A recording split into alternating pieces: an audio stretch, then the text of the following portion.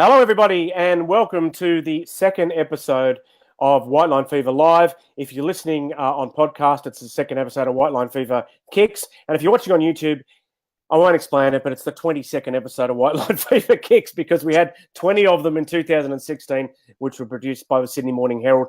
But you don't care about that. I think you care about our guest. And I want to thank Damian Irvine, a man with definitely one foot in the rock and roll camp and one foot in the rugby league camp, for joining us here today. And Damian, we've got all those jerseys up behind you. Thanks for being with us. Thanks, Steve. Good to be here, trying out some new technology and having a chat White Line Fever. I don't think it's my debut on White Line Fever. We might have touched base previously on it, but it's good to see you. Yeah. I think if you want to go back and find those, episodes. They're on iTunes. Please go back and find those episodes on iTunes. Now, Sean Lawless from the Wigan Rugby blog last week, he walked me through my own program. He was kind of my director. I'm flying solo here today, so we may not be switching angles and switching screens as often as we were last week. It may not go as slowly, but there you go. I just switched screens and I got just me. We'll get rid of that as quickly as we can. So we'll have a few Cronulla fans watching, I'd imagine, Damian, and I imagine they're asleep now, so they'll be watching on replay or listening to the podcast. And they perhaps don't know what you're doing here in the UK, how that ended up happening. So maybe we should start by discussing that. Yeah, so after I left Cronulla in early 2013, I'd had a few sort of discussions with English football clubs while I was still at Cronulla, and I never really considered the opportunities over here in the English football game, soccer, as they call football over here. So, and when things ended at Cronulla, and probably more prematurely than I wanted to, with the ASADA issues and all of that blew up, but it was a solid 4 years I was there for, and I was a bit of a loose end in terms of where I might go next and what I might do, and I picked up the phone and came over here to the UK pretty quickly. It was sort of a 6 or 8 day turnaround by the time I re-engaged with one of the clubs I'd been speaking to. And I came over to Notts County Football Club, the oldest professional club in the world, and was there for 12 months. I linked up with a great manager, Sean Derry, and Greg Abbott, who's involved with Bradford City here now. And we had a great season there, a stay-up season and a relegation forecast season. They weren't going too well, but we got a good club spirit together and did some good off-field things and got the club back turning around. I left after 12 months. The club was eventually relegated down to League Two, and I joined Wycombe Wanderers, which is a supporter trust-owned club down near London in League Two at the time. We had a 5-year plan there to get promoted and to turn the club around commercially, which we did, and they were promoted in March of this year. What really resonated there, Steve, I guess, was the connection with the Australian leagues, club style, structure and model, which is a little bit anti the English football, professional football model, which is predominantly privately owned. So Wycombe is a supporter trust owned, similar to memberships that traditional New South Wales rugby league clubs have, where all members elect a committee and a board who then manage the club. So that was a great club, and it still is. And they promoted, so I was sort of at a bit of a wit's end at the start of the year as to where to go next. I'd done some work with the RFL and Bradford, a great club, Bradford, who a lot of Aussie rugby league fans will be aware of through the Super League era kicking off, and their great success they had there with a number of players that we're familiar with. It's had hard times over the last 5 to 7 years. The club, a couple of different owners have fallen off the perch in terms of finances, and the place has gone into administration a couple of times. So start of 2017, that was the case again. I came in and did some work when they were setting up the club. Andrew Chalmers, who was a former chairman of the New Zealand Rugby League, with Graham Lowe, who we all know in Australia through his great feats as a coach, took over the club, and I helped them get that set up commercially, and whilst I was still at Wycombe at the time. And then fast forward sort of 18 months and 12 months really, I guess, and finished up at Wycombe. There was a full-time opportunity here, so I'm now leading the club here in the off-field side of things. We're putting together a good squad next year as well for potentially a championship year, but a great club with very similarities, I guess, Steve, to where Cronulla was in 2009 when I sort of got involved off the pitch. A core group of superb fans who have probably they probably get grassroots rugby league and what it's all about, going down on the weekend to watch your team at 3 o'clock more than any other clubs do, because they've been through the hard times, and they don't take for granted finals appearances or being in the top league. They know that those things aren't always there and always available. So great community, great club, and the plan is to be back in Super League as soon as we can be, mate. Now, there's a lot happening in rugby league at the moment, and on both sides of the globe. So we will move on to that, and that's why we're talking, because there's a big meeting over here in England on Friday to talk about the future structure. But for the Cronulla fans watching, I just wondered, you were there. You're on social media, and I see people give you grief, and they bring up peptides and stuff like that, and is that annoying, and is that a constant? And do you feel that even though that you actually took action before the investigation occurred and before all that blew up, that in some ways just being in the vicinity, there are people who kind of tar you with that brush, and that it's hard to sort of get away from, It's funny, mate. I think the club is always going to be a sitting target, and myself as well, by people who want to have a pop shot, other fans, and there's always plenty of banter between clubs, and they want to pick what I think is a pretty easy target to go for that era. I think Cronulla at the time was pretty unlucky in that the whole game and a number of different clubs were probably exposed to that issue, whereas it just happened to be Cronulla that probably was more focused on and targeted at the time. So I think it's unfair. To be fair, though, Steve, it's not something that I come across often. I think, in the club's great history and what it's done in the last 45 years with a premiership under its belt now, and its growth from being a very small an expansion club back when expansion was from Sydney Harbour down to the southern national parks rather than international. I think the club certainly doesn't deserve to be tarnished by that, and I remember just a couple of days when I was actually standing down from the role, one of the journalists at the press conference said, "Look, do you feel that you've let the club down?" And that was over the comments I've made in the media in the very last few days of my time there, and it was quite foreign to me, because what we looked at and what we felt we'd been achieved was 4 years of pretty hard graft, day on day, financially, and a lot of off-field things to get that club back on an even footing and better than that. So it never really crossed my mind that an issue which was totally out of our hands and something that we were sort of blindsided by would define the period there, and it certainly doesn't define me. And to be fair, it's not something that I get raised very often at all. In fact, it's more now, as the club's gone on and had premierships and things, more Cronulla supporters sort of saying, we understand what you're doing there, getting the club back on its feet financially. Without a strong financial platform, you can't get through crises so easy. You can't get through the ups and downs. You can't get through those blindsided issues. When we first went into Cronulla, there was a whole bunch of different issues off field that were coming at you. And when you haven't got a good financial foundation to sort of get you through every day, when you've got the added burden of not being able to pay the bills and finding that money, it can be pretty stressful. But I think the club's matured a lot now, and it's in a position where crises that come along, the salary cap issue this year, which came across, I think they're very well equipped now to deal with that. And I think that's the legacy, and, we're proud of it. Okay, the next thing I want to ask you about is, since you left, your thoughts on, Cronulla, and obviously they won a competition. You were there for that, I believe, and even now, people, even though the NRL are sort of it's the most watched TV sport in Australia this year, and the revenues are great, the TV ratings are up marginally. People still talk about relocation, don't they? They still talk about. If there's too many teams in Sydney, I'll always tell you there's 8.5, not 9, because I'm from Wollongong. What do you think of the? Is the club secure in the Shire, or do you feel that eventually the future that there's an inevitability to deal with, as far as rationalising the competition and reaching new markets? I think Cronulla is safe in the Shire. I really do.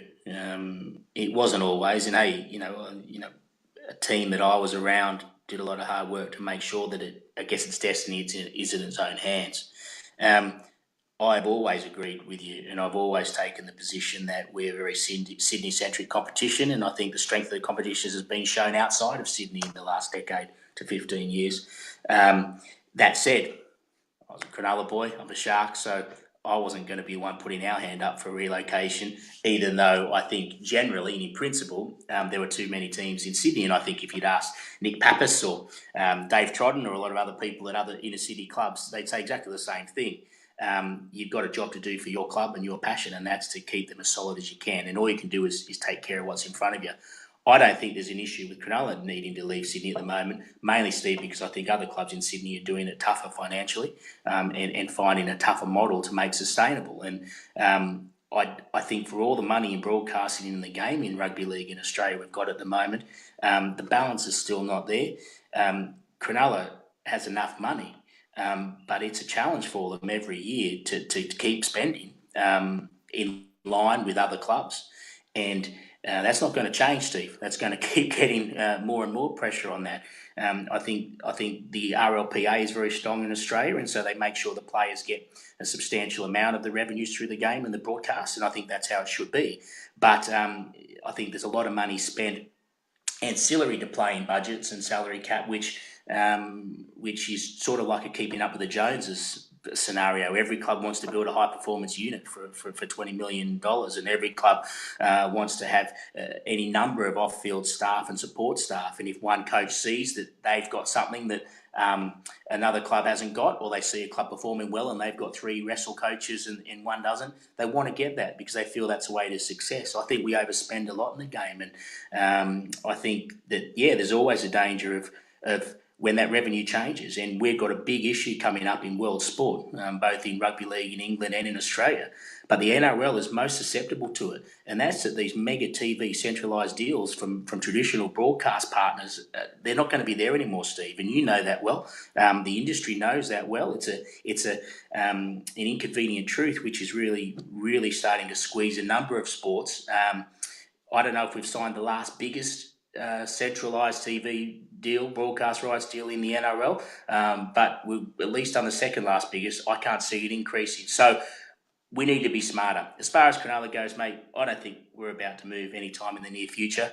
There's a lot happening. I think changing this centralised stadia policy that's coming into the game is putting pressure on clubs. I think that's short term because I think, honestly, hand in heart, fans love to go down to the local ground, and they love to support it, and they love to be out of those big stadia. I think the large stadia are there for special occasions, as is the English model, and they're well supported like that, mate. So no, I think Sharks fans are good to be confident. Barry Russell's doing a great job down there, and as is Dino, the chairman, and I think they've got plenty of pressures, don't get me wrong. By no means are they a mega rich club, and by no means are they overly safe any more than any other club is overly safe. They've just got to keep doing the right thing.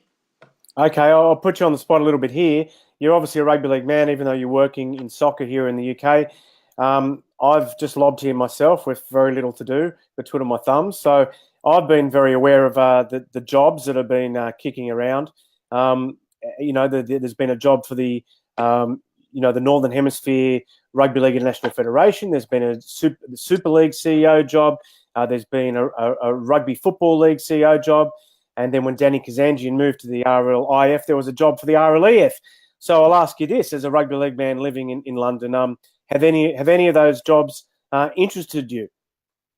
They always interest you when you read that there's a job going in a sport that you love or in anything. I've had discussions and been approached about a couple of those roles you've said. I've been in depth discussions about different people who are offering those roles, as I had some other offers in the football industry in higher leagues as well in the last 12 months. I'm now with Bradford Bulls, and I'm glad to be here. I've come back to them to get them through this League One Championship hopeful promotion period, and then build a club and structure off field, which has got a strong sustainability model to it. When Bulls we're in administration. I put a proposal to the administrator in the RFL about a strong supporter trust ownership model, which reflected a leagues club model in Australia, and reflected the model I'm used to working with here in the UK in football. That was rejected because I think, there are a number of proposals that go into administration, and they chose another way. It might well have been easy then to tell the RFL I wasn't interested in coming to consult and help the Bulls, having missed out on putting that supporter trust ownership model to them. But Andrew Chalmers has come in and done a good job. He's put money in every month to make sure the club is sustainable, and he's showing that he's here for the long term. And that won me back, because I truly believe that the supporters here can't afford to be knocked around and messed around again. They don't deserve that. They've been through the ringer enough. And so no, I have talked about other roles. A lot of people have called, and you know what? I'm like you, mate. I get up and I go to work every day, and I've got a family to support, and you want to always go into a bigger and better role. And I take roles as projects. You go in to a position, and the club is in a certain situation and environment. You improve it. You do your job there, and then you might find another goal or another area of the club needs improvement, but if not, you find another challenge to put your name to, and you're only as good as your last role as you're only as good as your last game. So I've considered a number of different roles, but now as being here at Bradford, couldn't be happier, mate. And I'm glad to be back in rugby league. Now, Andrew, is I've always found him a nice fella, but what's happening here is that the current situation in the British game, he's become a bit of a divisive figure because he's sort of the most vocal person on the other side of the argument. What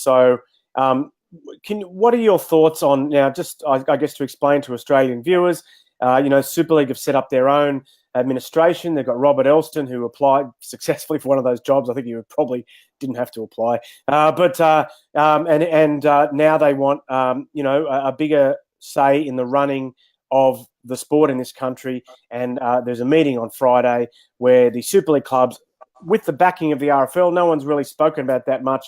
The RFL of essentially putting this proposal forward, even though it's ostensibly come from the, it seems to have come from the Super League organisation, the new Super League organisation, that it's just one up, one down, and there's no more middle eights. And then there is a counter proposal which came to light yesterday where the middle eights, there's one up, one down, but also the teams, the second last team in Super League would play a round robin against teams 2 to 4 in the championship for another Super League spot. And that would be on, I assume, reading between the lines, concurrently with the playoff series, or the finals as we call them in Australia. So while the top teams are playing off on a given weekend in September, there'd also be a round robin playing off for a spot at the bottom of Super League the following year.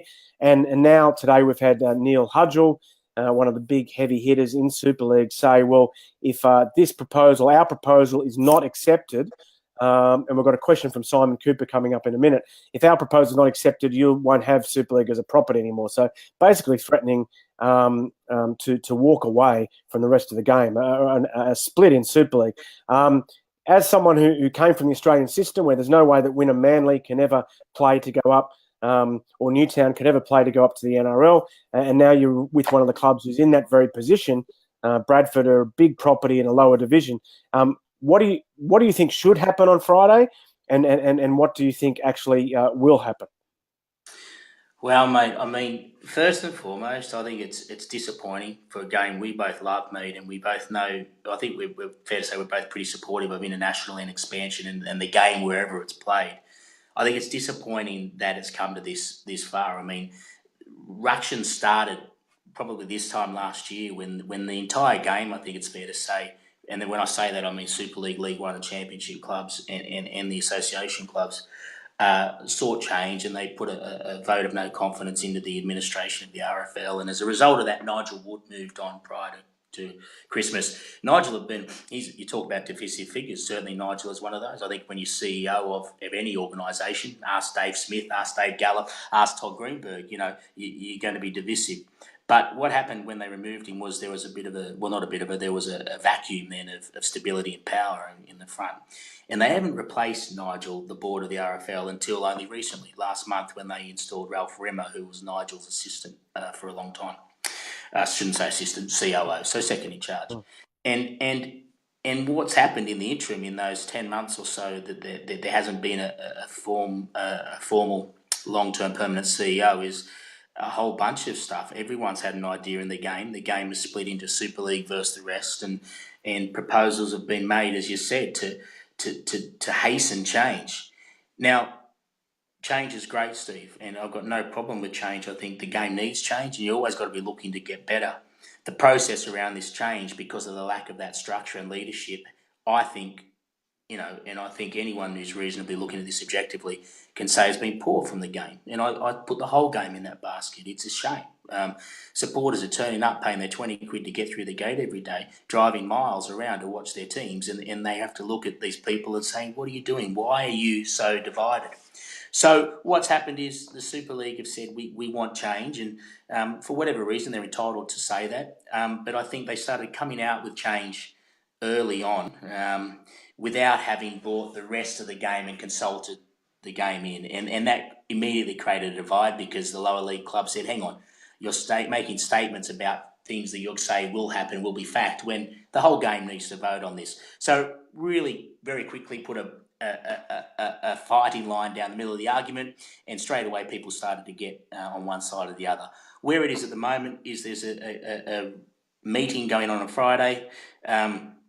When you say the RFL support the Super League bid, I think it's probably more a case the RFL have been very good fence sitters on this. They've said our job is to govern the game that you guys come up with. You're the stakeholders. You put your hands up. I think that's quite clever from the RFL to take that view because they have to be seen to be objective. But the Super League have put a proposal through. There are two sides to the argument. Funding is one. The lower league clubs want to retain their percentage of the funding from the central TV deal past 2021 when the current one expires. And Super League weren't going to guarantee that unless they got certain things their way, and one was the competition structure. So, look, where it's going to end up, I don't know. I honestly don't know, Steve, and I'm in the game every day, and a number of clubs are. If you ask me, it's going to be a very close vote, but I think probably, as it stands at the moment, the League One and Championship clubs will probably have the numbers not to accept a vote. Mm. And they're not doing that, as I understand it, to be obstructionist or to just put a block on anything and not change. They don't feel that they've had a proper or robust process put behind what the proposal is. When you think back 4 years ago when the middle eight system came in, like it or loathe it, that was the result of an in-depth analysis over a 6-month period of a project with Deloitte Consulting and other people at the RFL to come up with different options, and they tabled that for consideration. There's none of that work being done in this before Friday. So from me alone, objectively looking at it, I don't think that's good enough. I think you've got to have far more robust and thorough data and reasons and modelling behind why you're changing the competition structure, particularly when you've got a contract at 2021 now in place and a system in place. Where it'll come up to Friday, Steve, I don't know. I think if it was a case of Super League clubs saying, do it our way or we're breaking away, I think that would be disastrous, and I think that would be pretty terrible move from the Super League clubs as far as the wider game. I think they'd be quite self-centred, and I think it'd be a big breach of process, in my opinion. The big question, isn't it, is whether Sky would do business with just the Super League clubs, and that comes down to personalities. I mean, it comes down to some personal relationships, I guess. And it comes down to more than that, Steve. It comes to more than that because it comes to market share. And the people that watch Sky Sports, to watch Super League in the UK, are rugby league participants. They're like you and me, and they're like the people who support Barrow and the people who support and go down the 400 to Hemel, and the ones that go to London Scholars and the Hammersmith Hills Hoists and all of that. It's their sport. They go along to the community game. Now, they know that their club's not playing Super League on Thursday night or Friday night, but they get home and they watch it because it's their sport. As soon as you alienate those participants, as soon as you tell Rochdale or Bradford Bulls or Oldham that they're no longer a part of the game, that we're Super League, we're the superstars, we're going to do it our way, we don't really care what you think, so we're going to do it our way, like it or leave it. Well, you alienate those people. You and I saw it firsthand with people who supported Newtown or Western Suburbs or Northern Sydney Bears. They're lost to rugby league. How many people's dads or grandfathers said, I've had enough after the Super League war, I'm not interested anymore? I've seen it firsthand. That took 15 years to get over, Steve. So if we, as a game, a Super League, alienate those people, your viewing numbers really risk dropping away. You've got to keep the participants as the ones watching their sport for Super League. So I think it's a little bit narrow-minded for the Super League clubs to upset their main viewership demographic, and that is the participants. We've got a celebrity question here. Simon Cooper, who has done a lot of work in Germany over the years, and Germany, I think, are playing a World Cup qualifier. I think this weekend. They might be playing this weekend. And Simon's question is, and thanks to the wonders of technology, I can the viewers can see it on the screen now. And he says, "Where do you see the game in the UK in 5 years?" Ask me after Friday. you know, I do think it's quite an important time for the game. I think one of the big problems we've had in the game over the last 3 years, you've got to look back a little bit to know where we're going in the next 5 years. The game, and through the good intentions or wanting to be popular or mismanagement, whatever it was, the RFL stepped in and helped a lot of clubs. And there is a bit of an argument to say maybe we should have let some clubs wither and die on the vine when they could, because natural selection around what can compete and what not, maybe clubs needed to look at merging, which certainly saved the NRL to an extent after the Super League. So I think there's going to be a rationalised competition somehow. There's going to be some heartache. I think it's got to be at least 3 tiers. What I would like to see in 5 years' time, and it's interesting that come from Simon, because I'm a massive fan of international rugby league, and I did live in Germany for a time. What I'd like to see is the Challenge Cup utilised more as have the 2 tiers Challenge Cup similar to the FA Cup, where you qualify to get into the rounds proper. And I'd love to see, we talked about recently Red Star Belgrade, the great job that the guys are doing over there, Colin and the team, wanting to play in the Challenge Cup early rounds. I think if the Germany team could get into those rounds, your Irish teams, I think that's where we really start to see the international growth come within 5 years. And I'd love to see, it'd be a real story when one of those feeder clubs gets through the qualifiers and draws, a Bradford Bulls or a York or somebody in rounds proper. That starts to bring money into those clubs. It starts to bring interest in their local towns. We saw that with Catalan with their Challenge Cup win. So I think, a 3-tiered system, there must be promotion and relegation. I think it's mandatory to have meaningful games as deep into the year as we can.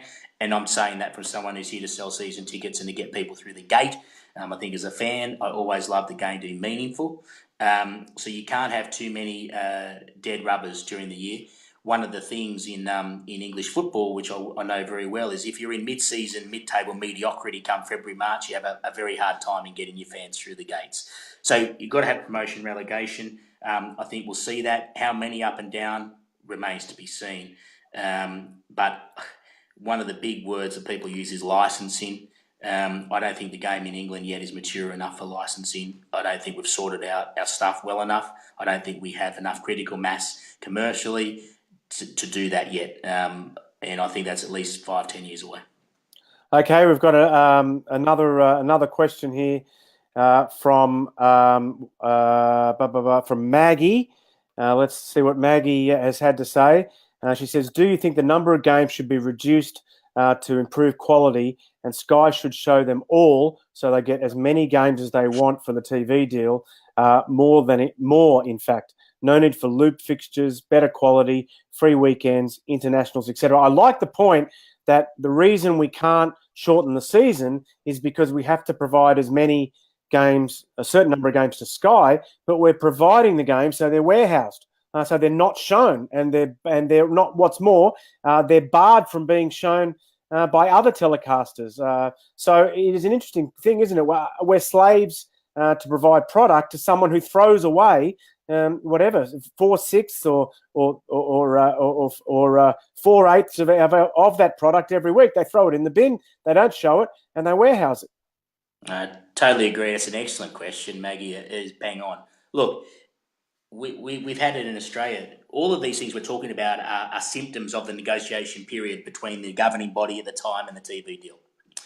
And I think if we all went back and we can all objectively say, I don't know the RFL was in a great position to negotiate a TV deal in the north of England or anywhere in the UK when they last did the last deal.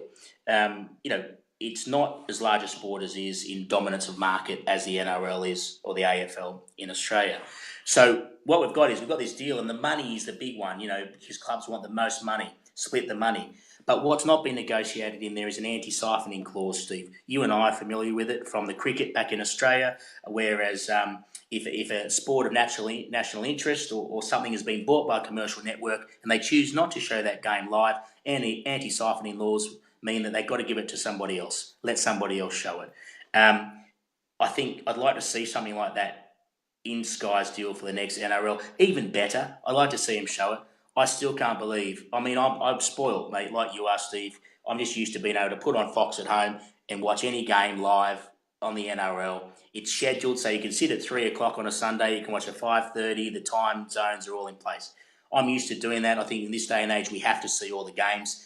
You can't even get radio coverage on all the games over here, mate. So I totally agree with Maggie. We've got to get that into the deal.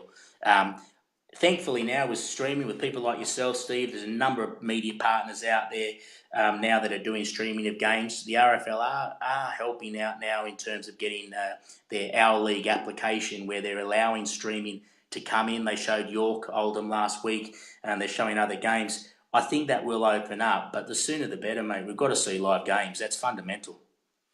One of the things I hear a lot with Bradford, and you're a consultant there, is that what you're doing? Right. You're a consultant. One of the things you hear from opposition supporters about Bradford is that they were gifted to Graham Lowe and Andrew Chalmers, and that he didn't have to pay anything for them. And you would have heard rival clubs say, "What's he doing speaking?" He didn't have to pay anything for them, and it's basically just to get them back on their feet, and then the current owners will be out before with a gust of wind. I guess the segue into that is that they're doing some great things with streaming, aren't they? And in fact, it's caused friction with other clubs because they want to go to their away games and show them on Facebook. What's your understanding of the plans of the current administration of Bradford and the extent to which they're there for the long haul, and what their objectives are, and how they came to be the owners of the club? That's it really frustrates me, that sort of the speculation. One thing I've learned here at Bradford is that it's a political hot cake. Clubs, because of its success during the Super League era, and that it's there are some very strong rivalries amongst those clubs. Reminds me back of St George, Cronulla, Manly, etc. So you're always going to get shots fired. I don't understand the talk and the scuttlebutt that is out there and has been thrown, and it's mostly been thrown in the context of this battle over power in the game, Super League versus the Championship and League One clubs. Andrew Chalmers, who's the chairman of Bradford, he was elected to be the chair of the advisory committee of League One and Championship clubs. So there's a number of clubs there, and there are 4 or 5 men on that committee, chair people of different clubs, and Andrew was elected chairman of that. So he had to come out and speak the view and I guess push the barrow of that organisation or group's agenda, which he's done. As a result of that didn't fit, I guess, in the mentality and the beliefs of some of the Super League clubs. So they've had hot shots, and what they've tried to do is attack Andrew and try to cast aspersions on how he came to own Bulls.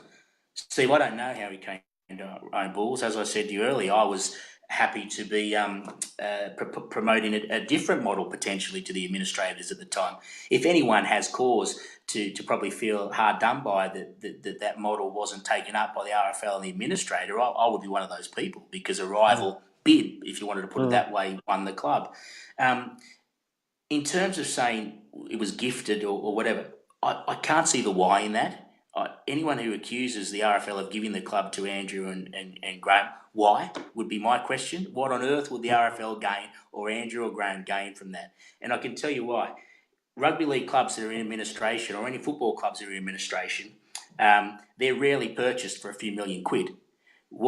Someone goes in and they demonstrate that they can pay all the outstanding bills, mainly wages, that are due in a day or two, and that they can fund an ongoing loss for a number of months because the club, by definition, that went into administration was losing their money every month. So all I can say is, and all I know from my experience, I didn't know Andrew before coming in here. As I said, I came up and helped out when he first took the club on for a few weeks, and I've sat back and watched. I've watched the club from afar. So I've got no bias towards Andrew or Graham or anybody. What I know is that he has funded the club through cash. So when the club needs money at the end of the month, the wages need to be paid, he puts that money in. And he's done that. He could have come in and sliced the club apart, really gone back to a skeleton model, which, to be fair, under a supporter trust-owned model would have had to happen. But what he's done is he's playing for the long term. He's demonstrating that. He's maintained the academy, which is a brilliant academy under John Bastian and the guys. They develop a lot of great rugby league boys and girls. He's brought a reserve grade side in. He's got a women's rugby league side, and they're all staffed and they're all playing. None of those are revenue earners, Steve. You know, they don't make a gate. They cost him money. But he's done that knowing that that's the right structure for the future. So I think by actions, he's demonstrated that he is here for the long haul and to do it the right way. He could have done it a lot cheaper. And all I can say is that he's putting money in every month when he needs to make sure the club is successful and keeps growing. So I think it's been a little bit unfair, the criticism. It's very easy to throw mud. But as I said, I can't understand the conspiracy theories because I wasn't here then, and I don't see any reason why there would be a conspiracy theory. There's no barrels of gold buried under Odsal that I've found here or something that would require someone to be gifted or some clandestine ownership. It's a good rugby league club that needs a caring chairman. Andrew's made a pretty good fist of it so far, and he's made a statement that he's here for the long term. He supports that with his money. I don't know what more you can want in a chairman, if I'm honest. Yeah. Okay, another question from Maggie. She's our best viewer this evening. I think people only knew it was on about 5 minutes before we came on, so I want to thank those who have tuned in, but a lot of people do watch on replay and listen on replay from my limited experience. So Maggie says, further to the TV deal question, and could they use the video ref at all games and none would be seen as officiating differently if they are shown or not shown? I like the anti-siphoning clause, wasn't aware of that, especially if that includes the CH level. What's that? CH? What's CH? So championship level, is it? Championship level. Sorry, there you go. I guess, Anthony, I guess as far as anti-siphoning is concerned, we should add that in Australia that is for really big events. So it's for Test cricket and stuff like that. So there is a little bit of warehousing in Australia. If I'm sure if Proper Sports in Australia, if they wanted to go and show, I know for a fact they went to Newtown or Balmain and said we want to show Harold Matthews or Flegg. The NRL are not showing those at the moment, but they would have a say. And Telstra, who have been running the NRL's digital, they would have an objection to that and have had an objection. So it's not. I don't think the government normally only steps in with when it's a really high profile thing. But nevertheless, I guess. As far as the video ref is concerned, it's an old it's like loop fixtures, isn't it? It's the loop fixtures and playing your neighbourhood rivals 5 times. It makes the comp unfair, and equally having a different infrastructure around officiating makes the comp unfair. And the reasons for that sort of inequality, it's totally down to money, isn't it? That's true, mate. And I think, on the streaming side of it as well, and I think that's where the answers will be, and it's sort of segue in from the criticism you'd had and heard about Andrew Chalmers. He's promoted streaming of Bulls games quite widely this year, and at a cost. It costs a few £100 every game to make sure the cameras are there and all of that. He does it for home games here at Bulls, and he does it at away games where we're allowed to. And he does that because, from my discussions with him, he truly believes that the way to add value to the game in the long term, and we talked about that 5-year plan from the question we had before from Simon, you need to have added value. So we need games and we need to build up a streaming audience, etc. So Andrew's quite prepared, and he's shown that he's sacrificed a bit of coin this year to build that and to build that thing. And funnily enough, only 8 months later, it's now becoming more of a common thing. So it's very easy to criticise, but I think streaming is a way forward. I think there may be, and there's work being done at the RFL on a centralised streaming model through a centralised app. The EFL does it very well with an iFollow app, where you can join your club's application and get live streaming of their games at certain times. You can get added content at different times. I think rugby league will get there. We're probably a few years behind the EFL in getting that in place, though, and that's not ideal. We should have been probably a bit more on the front foot for that. But centralised streaming and content owned by the game to subscription is probably where you'll see a lot more value come in the game. I did want to go to some of the stuff that's been in the news, in Australia as well as here, and stuff that you're connected to in some way. And I guess when you work in the media, people say don't make it about you. It's not all about you. But increasingly in recent days, in the last week or so, in an interesting turn of events, the players have made it about us. And one of the most amazing or significant or unusual media opportunities was Josh Dugan, who's now plays for your club, Cronulla Sharks, who said that he was trying to change his image and he was frustrated by constantly being painted as a victim. And this is something that a colleague, talking of colleagues, John Davidson, has raised in a comment on the Facebook page. And for those of you who aren't watching on Facebook, it's Facebook.com/LeagueHubCom, all one word. And we do these and you can ask questions live. So I guess we go back to your dealings with the media when you were at Cronulla. And how things may have changed or seem from a distance, whether there's some sort of watershed associated with the Cronulla Mad Monday coverage, and I guess your thoughts on where it's heading. It was Canterbury. Come on, Canterbury. Sorry, Canterbury. They've got enough issues. Sorry, the Canterbury Mad Monday coverage. I'll get sued for that. The Cronulla Mad Mondays are always great. What are your thoughts? What are your thoughts? Couple of things. I was pretty new to the game from a media point of view when I took on Cronulla in 2009. I was very frustrated during my process there because I didn't want to play the game. I just didn't want to play the game. I did play the game because you're told there's no other way to do it but play the game. And when I say play the game, I mean that somebody rings up and depending on which organisation they work for,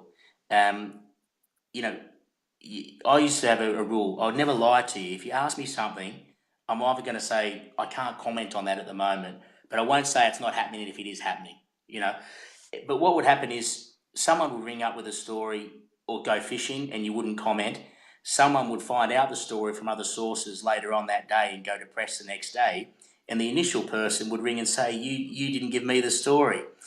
So you'd start to upset people and they try and go after you in other areas because they perceived that you were friendly with one organisation and not the other. And it was very frustrating for me. And I you used to just throw your hands up with it because you were played off quite a bit, by the media who were very good at their jobs in getting that. I think, though, that's very different to what the story is about this week.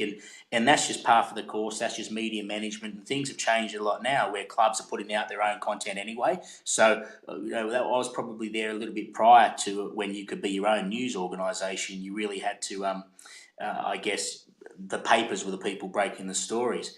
What's happened this week and it's come from the Bulldogs Mad Monday. That's not new, Steve. Mate, every 3 or 4 years there's a scandal on Mad Monday. You know it, and I know it. And depending on when it happens and how many people have misbehaved in the last 3 months, it all depends on how hard the action is or the reaction is from the NRL or the clubs.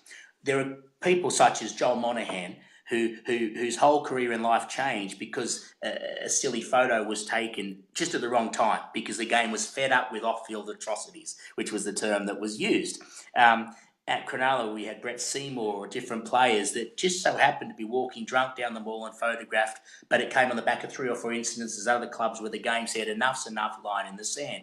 So it all depends on the climate and the time and the change, and the climate at the moment is now that, the players are feeling a little bit sensitive and protective. I think we've got to separate Josh Dugan's interview from that, though, and the reason I say that, mate, is this. I watched from afar. I watched that interview from Josh.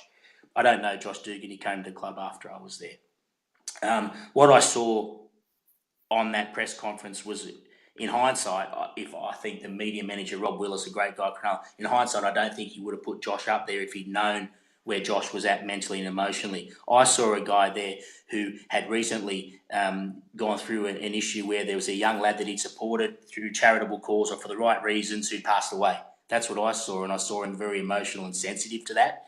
And when he was asked about interference and that, it just became a bigger issue, and he gushed out, but he was a guy who was obviously quite affected by having mentored a young lad or visited him in the hospital, and the guy had passed. So I felt a little bit that he was a fish out of water there in terms of being put on the podium, and I did feel that was probably separate to this wider issue. I felt very sorry for him standing there, if I'm honest.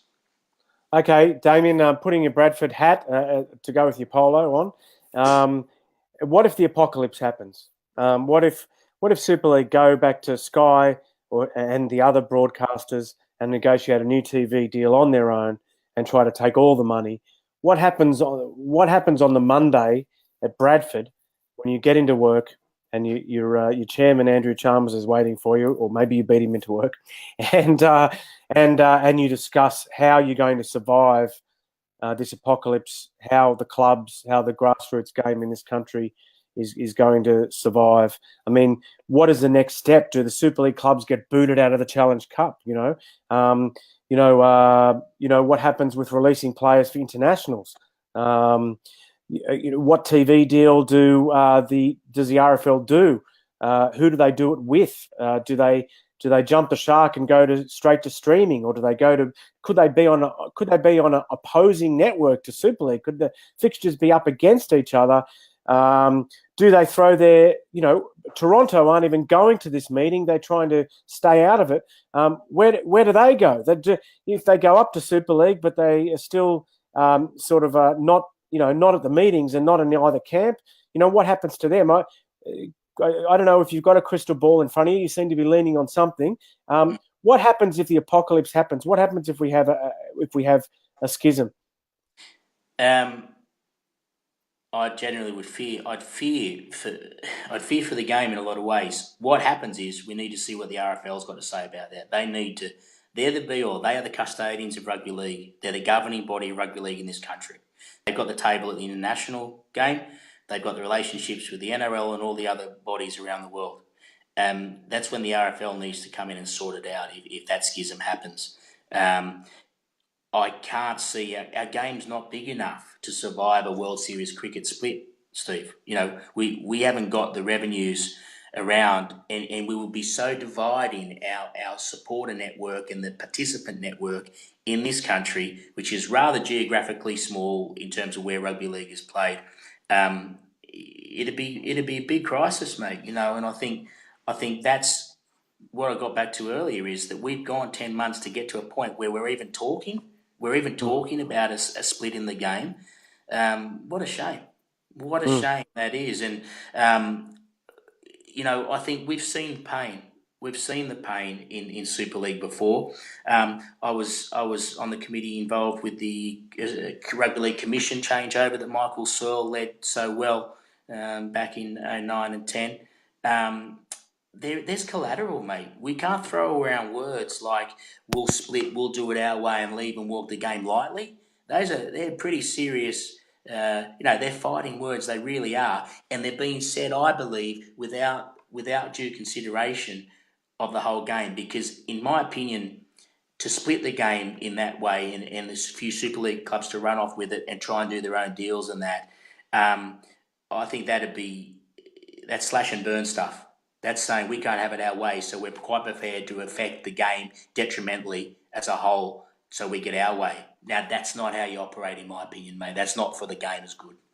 We're almost done, but you said at the start of the meeting that, the jobs that became available in this country this year crossed your radar. So I'm guessing that anyone who would have been interviewed for the Super League job would have been asked how they would deal with the RFL. And anyone who was interviewed for Ralph Rimmer's job would have been asked how they would deal with Super League. So I guess we'll just I'll pretend I'm interviewing you for those two jobs, and I, and I and don't. I'll ask you I wouldn't if presume those you questions were were taking necessarily. Ralph Rimmer's job. Sorry. I wouldn't presume those questions were necessarily asked, if I'm honest, mate. But I'll play along. Okay. So if you were being interviewed for Ralph Rimmer's job, and I said to you, as you know, Robert, they're about to appoint their own CEO. They've changed the structure so that Nigel Wood is no longer, the CEO of Super League, and then no longer on the board. What? How do we stop this becoming a train crash under you as CEO? What do you say to them? I'd say, as a governing body, the CEO needs to go in there and be strong, grab the bull by the horns, so to speak, and grow a set, and say we're the governing body, we control the game, and we will do the research and the project management around providing the best pathways for the game in future. We'll do that with consultation. We'll speak to the most important people, i.e. the participants, the supporters and the players of the game. We'll build from the ground up then. We'll bring in the broadcast partners, get their view. We'll table the three best options. We'll give a recommendation, and then we'll ask you as a membership to vote on it. And if you vote on it as a whole, we'll run it for you like that. That's the only way, Steve. You've got to show some leadership and go in there and set it up with some data, some robust, some strategic decision making, and say, look, you've got to do the work for them. You can't sit back and expect a squabbling group of clubs to come up with the best response, because all you get then, Steve, is you get compromise. And our game's better than a compromised outcome. We've got to be. We're the best sport in the world over 80 minutes. We've got Premier League footballers come down and want to watch our games. It's that good. Every performance person I worked with in English Football League idolises our athletes in our game. They love it. And yet we still manage to come up with compromise options for it. We're the ones who have custodianship of this game and love it. It's not good enough, mate. It needs some strength and needs people to come out and say, we're going to do the right thing by this game, in my opinion. Okay, now I'm the other person. I'm Ian Lanigan, hard as it is to imagine. And I'm saying, yes, we're looking for a CEO, Damian. As you know, we've changed the structure, and we're taking back some control. We're not happy with the way the RFL has marketed our product. We feel there's too much focus on the lower divisions. The Super League, at the end of the Super League season, the Super 8s is ineffective. There's a lack of interest from fans. The Middle 8s is also an RFL property, not a Super League property. We're the ones who create the wealth, and that should be reflected in our prominence and our commercial success. So we need to guide ourselves back to prominence. And with it, take the game with us in this country, because its profile has withered away. How will you lead Super League back to its glory days, where we're winning World Club challenges, and our players couldn't walk around London without being stopped in the street? How will you take us back there? I'd be expected to be tasked as CEO of that organisation to go away, come back again with some viable and robust proposals, a couple of them, which make our job in selling this to the rest of the game easy. And the way we're going to do that is we've got to tick some boxes that the rest of the game needs solving as well while we go on this journey together. We're going to try and link Super League clubs with the rest of the game, so that when they are watching the game on Friday and Saturday nights, and Sunday afternoons, that they still have some buy-in and their interest in it. Come back to us with the proposals that we can take to the RFL and the Championship and League One advisory groups, give them 2 or 3 options, which you tell me, because you've done the work, Damien, as CEO, you've shown me they financially stack up, you show me there's commercial interest in it, you show me there's viewing figure growth in it, you show me that it's sustainable at international level, and you show me why the competition structure is the best one, or which of the 2 or 3 you suggest, and then we'll table those proactively and in good time, as showing that we've done some homework on it, and we'll put it to a vote with them. It's not hard, Steve. In my opinion. So in conclusion, you just don't think either side have done the necessary research. They don't have evidence to back up their hypotheses, and that they're rushing into a change of structure. We should be talking about 2020 now, not about 2019. Is that what you believe? Because that's not me guessing, Steve. The timelines show that. 3 weeks ago, they were quite happy with this model. 2 weeks later, they're happy with another model. You can't tell me that's been properly researched or any sort of planning or numbers put around that. So I'll get back to my point before, mate. We're settling and we're making our beautiful game settle for a compromise. And that alone, I don't think is good enough. So let's come up with something for 2019. Call it a holding year, whatever. Stay with what it is. I don't care. Have a 6-month period with consultation groups, working groups that involve supporters, feedback, consultation across the whole game, a proper and robust report.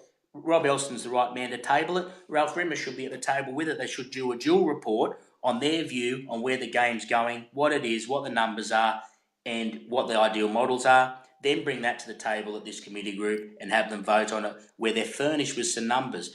I think to put your hand up for any change on Friday, if I'm honest, without having those numbers, I think it's derelict of duty, mate.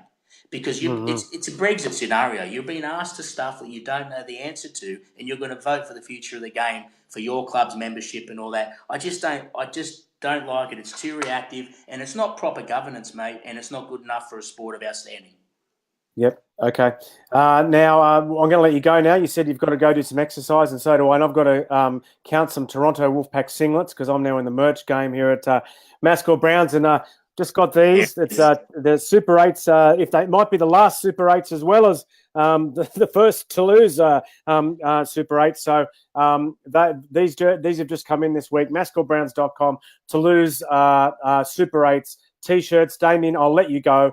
And it's got dark in here, by the way. I apologise for that. But I'll let you go. But before I do, tell us about your ambitions in rugby league in this country. Are you happy doing what you're doing, or would you like to be? Would you like to be more involved? And and then that'll be the last question.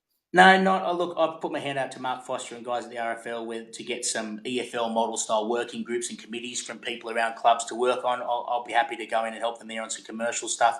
But I won't rest now. I've put my name to this, and when we've got Bradford Bulls back in Super League and on a sustainable model that doesn't need a chairman propping it up all the time and being run, on good business principles, mate, then I'll be happy and I'll be looking for my next role. Well, thanks for joining us, everyone. It's the second episode of White Line Fever Live, and it's the second episode of White Line Fever Kicks, and the 22nd episode on YouTube.